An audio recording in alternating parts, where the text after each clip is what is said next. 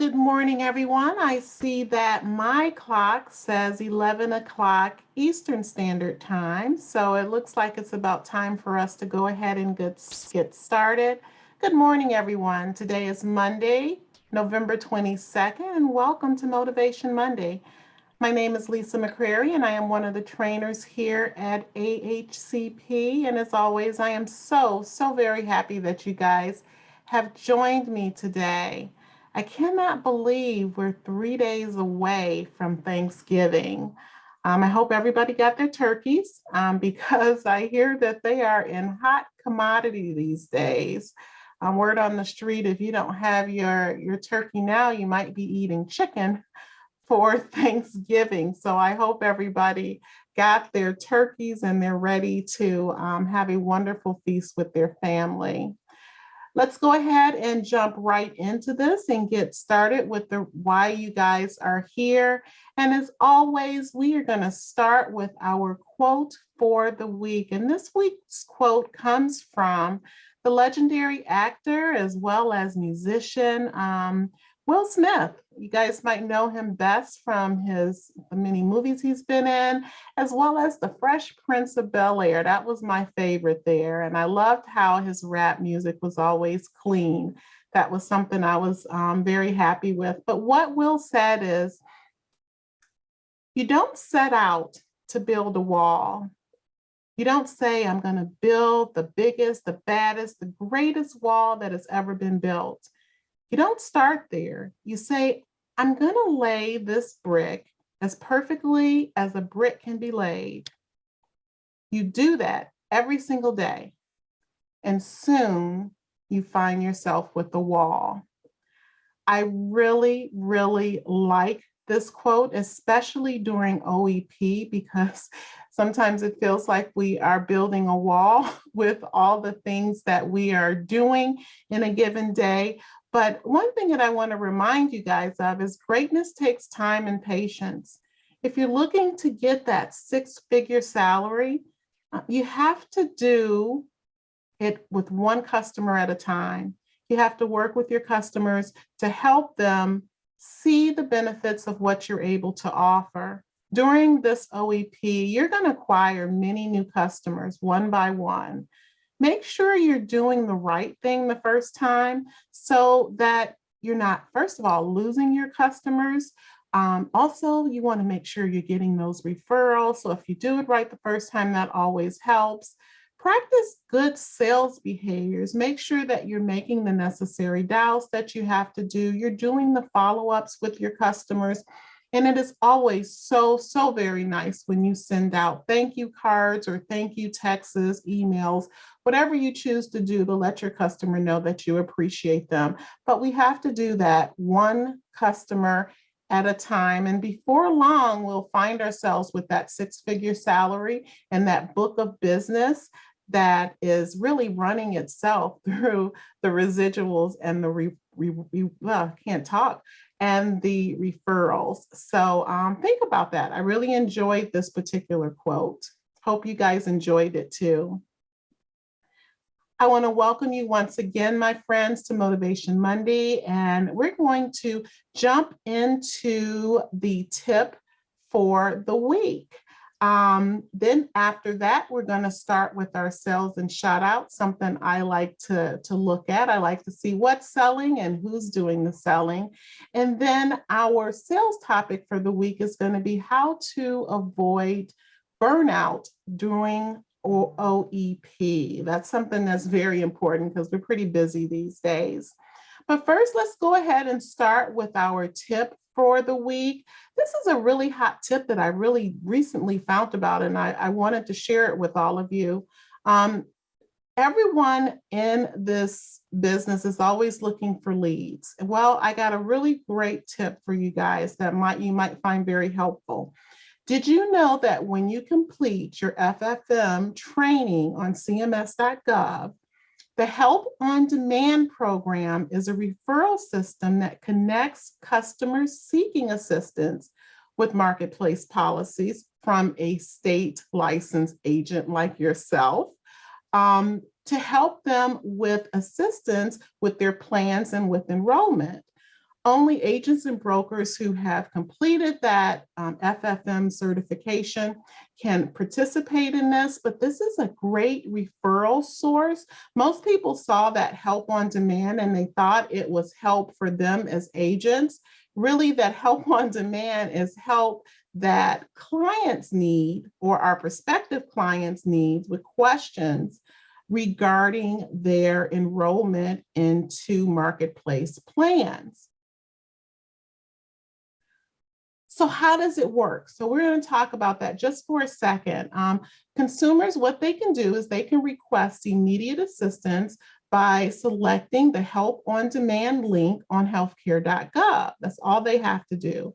After the customer enter in their contact information on the Help on Demand, it matches the customer with an agent or a broker who is available, who speaks their language and have the appropriate licenses for that state.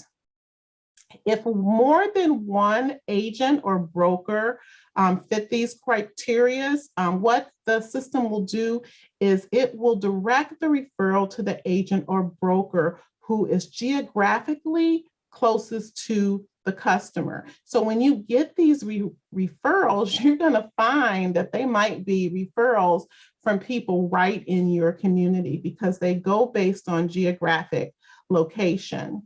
That agent or broker receives the notification from Help on Demand. You'll get it either via email, text. You can also get it via the app that I showed you on the previous screen. And you have only 15 minutes to accept or reject this referral before it moves to the next agent in the queue. So that's it. That's all you have to do. You get yourself registered and you enroll in the program, and then the leads start to come your way. So how do you sign up? We talked about that a little bit on the prior screen, but I'm going to go a little bit deeper. Like I said, you complete the individual marketplace registration and training, and that's on portal.cms.gov. Then you complete the Help on Demand specific coursework on the Marketplace Learning MLS system. So that is something that you'll have to also complete, and that's on portal.cms.gov, the same place you did your FFM certification. Ensure that you have active state licenses and health related lines of authority wherever you're planning on giving your assistance. And really, that's it. You are actually, oops, I went a little bit too far. That is it. You want to just make sure you have all those certifications. And once you do that, you are good to go and you're in. So please take advantage of this. I have spoke with many different agents that I've told about this, and the leads are pouring in. So please take advantage of this. It's just another referral source for you guys to try and get leads. So I hope you guys like that. Now let's move on to our sales and sales shout outs, because I love doing the kudos and making sure we know what's selling out there and who's doing the selling. So during the week of November 15th, which was last week, short-term medical, there were really NatGen and UHC, they were neck and neck when it came to short-term medical sales. So I really can't say one really outshined the other because they both did very, very well. When it came to limited med, NatGen did particularly well. The plan that was probably the most popular was the National General Foundation Health Plan for last week. And that changes from time to time. But last week, that was really a popular plan with that limited med. Accident plan, we were looking at NatGen once again. Their plan enhancer continued to be a plan that people really enjoy having and selling. With critical illness, UHC really rocked last week with those particular things. If you want to know which particular one, it was the Health Protector Guard for ages 18 and 59. And then when it comes to dental, National General, that their dental Vision and health. Oh my God, that plan is just really, really popular right now. And it's doing very well. Customers are liking it, and so are agents liking to sell it. So that is one that led the way last week. Now, for our wonderful agents out there that were making things happen, one thing that I really like about some things on this list is we have somebody that made every category that we cover here, which means that that person was really doing some bundling when they were selling to their clients. So in short-term medical, in first place, the most sales, I should say, was Max Weinstein. And second was Katia Santamaria. And then we had William Kelly in third. With limited med, we have Katia again. That's that bundling that I can tell. And then Cyrus Knighton was in second place. And then with our accidents policies, we had Katia. Once again, congratulations, Katia, for doing such a wonderful job. And then Virginia Gordon, that's a new name for me. So congratulations, Virginia, for getting on the leadership board. That's a really, really big deal. I want to congratulate all of you guys for all of your hard work, and especially those people who made our leadership board for this week, and just keep up the good work. Now let's go ahead and move to our topic for the week, how to avoid burnout during OEP. This is something different, but I thought it was necessary that I don't normally do. I love sales, and I always talk about, sales type things. If you've heard me before, I'm always talking about how to sell and how to make the most of your time when with your customer. But I feel like I need to be a little selfish, and I need to share some things with you that I had to deal with when I was selling, to make sure that, I didn't burn out. So that's what I'm going to do, and I'm going to attempt to do in this particular section right here. Now, OEP is our busiest time of the year. Most of us will make probably 40% of our income during OEP, and that's awesome. But it can also take a toll on our bodies and minds. Without healthy bodies, without healthy minds, without healthy habits, our efforts during OEP can become stale, and it can become frustrating, and we can maybe not do or produce as much as we want because we're not taking care of our bodies and minds. So let's talk about that a little bit and see how we can make that happen. Okay, just because it's OEP, our lives are still going to go on. So some of us, I know that was true for me. Some of us have families that we have to make sure we're still taking care of. Others have other jobs, teams to manage, community obligations. All those things are still very much important during OEP, and we have to balance all those things. We all live very busy lives, and it just gets more busy during OEP. So here are some tips to help you avoid the burnout. Number one, allow yourself a little time to be selfish by taking care of yourself. At the heart of my career, I can tell you guys, as an active agent, I did not listen to this advice whatsoever. During the busiest time, during OEP time, I became the most irritable person. I was not sleeping well. I couldn't relax because my mind was always going. I wasn't eating well because I was eating so much junk food. I was jittery because I was drinking way too much coffee. And it really was bad. And it all came together. And at one point, I ended up in an emergency room because I had stress-induced heart palpitations.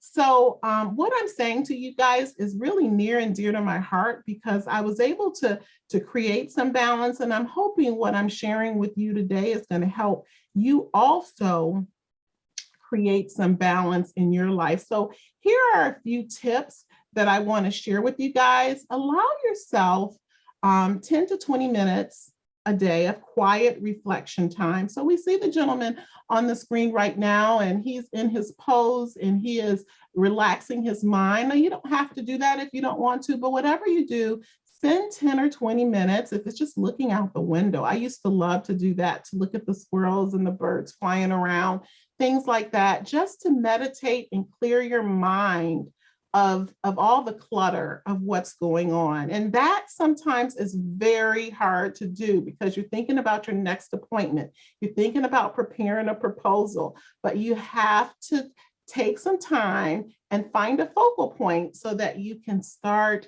that quiet reflection. Next, take about 30 minutes a day just to exercise. This doesn't have to be, this grand production where you're putting on your workout gear and you are going to the gym and you're doing all that. If you have time to do all those things, great, do it. That's awesome. But some things that I used to do to try and alleviate or to bring in that exercise is I would turn on some music while I used to do this with my team too. I used to turn on some music and I would just dance. We would just dance for like 10 minutes, 15 minutes, just dance. We would go on walks together. Sometimes we would get in yoga poses. And that was new for some of my teammates that were on my team. But we would have fun with things like that. We would maybe go running. Stretching is another great way to just to relax yourself. As you guys see in this picture here, this guy is in his regular clothes, and I did this many times in his regular clothes, and he's taking time to stretch. Like I said, it does not have to be a grand production. Next, eat lots of fruits and vegetables and whole grains. I got into the really bad habit because I was so busy of eating fast food a lot. Meal prepping the day before, it doesn't take much to cut up some fresh vegetables, throw some peanut butter on it, or get a piece of toast and throw some avocado on it. It doesn't take very much time to do the things we need to do to feed our body properly, because if we do that, it helps our minds function better. That junk food just really clutter our minds, mess up our stomachs. It does all kinds of crazy stuff. So try and eat good vegetables. And then the other thing is we really underestimate a lot of times the power of sleep. Sleep really allows our body and our mind to recharge, leaving us, refreshed and ready and alert for the next task. Without good sleep, we're less alert. We're less productive. Our concentration is down.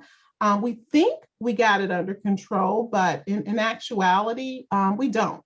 And the better sleep you can get, and what I mean by better sleep, at least 7 hours of sleep a night is very helpful. Something that I used to have to do because I had this hard time winding my mind down.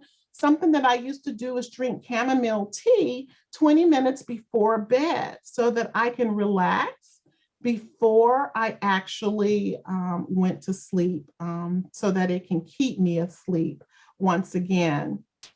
Now that we have the essentials, what I call the essentials are taken care of. You can deep dive on your own into other underlying stressors that you might have in your life, especially during OEP. One of the things that I like to do is look back at the prior OEP to see what are some things that really stressed me out. Maybe it was I couldn't find a quiet place to work. Maybe my internet was slow and it was really, really frustrating me. The other, I had a printer that just wasn't acting right. And all those things really stressed me out. So one at a time, find those things, those outside things, external things that are bothering you. And then make sure that you are trying to fix them slowly but surely. It can make a world of difference. So think about those. The next thing I want to help people remember is to breathe. I know this is like, Lisa, I breathe every day. I wouldn't be alive if I didn't breathe. And I get that, guys, but I'm talking about deep breath exercises. And you can do that right at your desk. They're so important for your health. So if we think about it, when we do those deep breath exercises, we're really fully exchanging the incoming oxygen that's coming into our bodies, and we're letting go of that carbon dioxide that we need to get out of our bodies.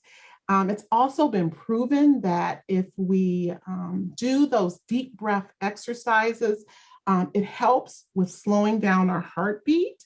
It lowers and stabilizes our blood pressure. It also reduces stress. So just sitting there, and I have something on my watch that reminds me to breathe.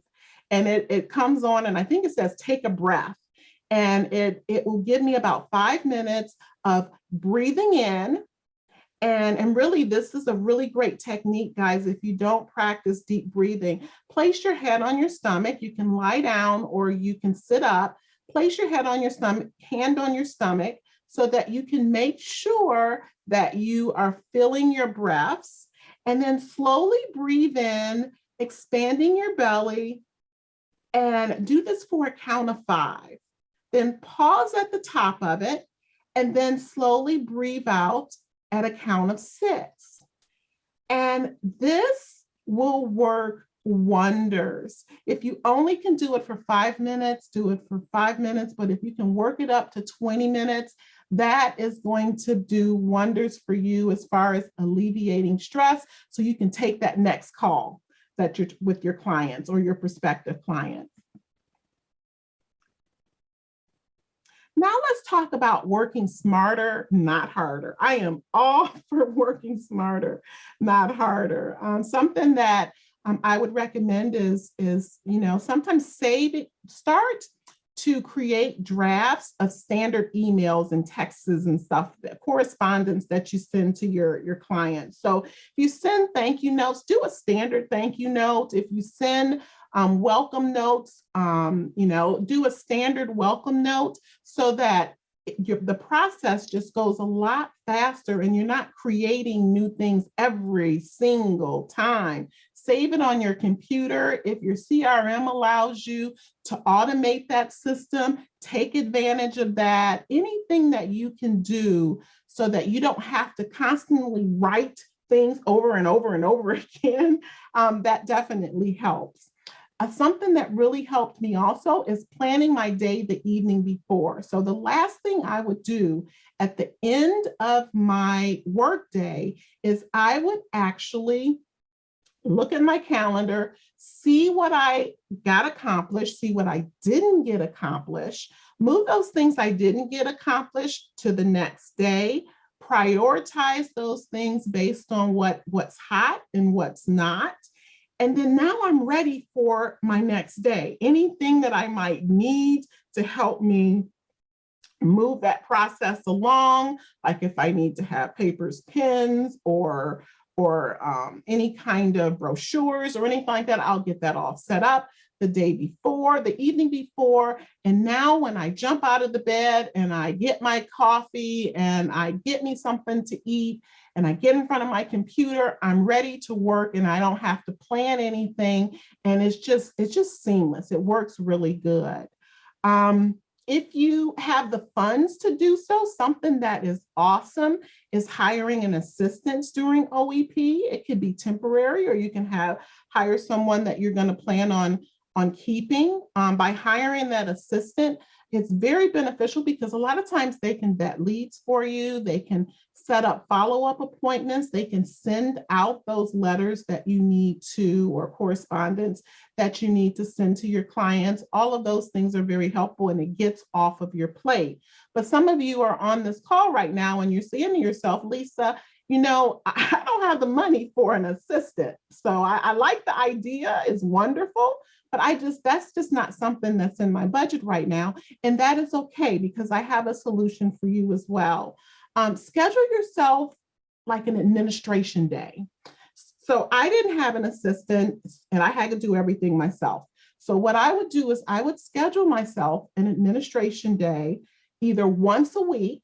So I would do it like on a non-busier day, like maybe a Tuesday or something like that. I would have that day, and that day I'm doing all of my administrative tasks.